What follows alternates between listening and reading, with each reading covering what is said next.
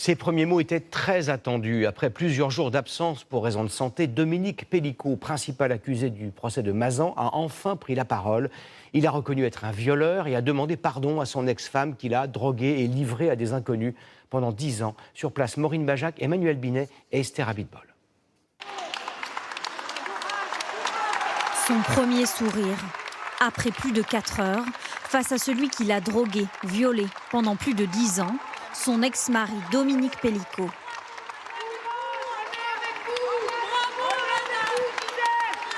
Une centaine de personnes est venue pour Gisèle Pellicot, affronter ensemble la confrontation de sa vie.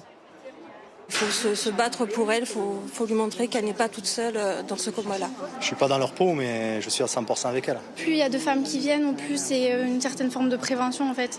Pour la première fois, la voix très faible, Dominique Pellicot brise le silence.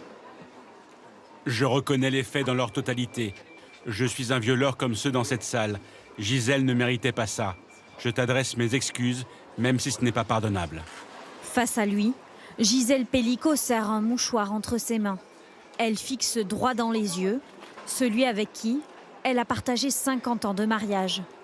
Il m'est difficile d'entendre ce qu'il dit. Je n'aurais pas imaginé qu'il aurait pu faire ces actes de viol. J'ai aimé cet homme. Le silence se fait plus lourd encore. Le principal accusé est questionné sur sa fille. Caroline, je ne t'ai jamais touchée, jamais violée. Je ne t'ai jamais fait ça. Caroline Darian n'y croit pas et quitte la salle en colère. Les 50 autres accusés sur ces images savaient-ils ce qu'ils faisaient? Dominique Pellicot l'assure.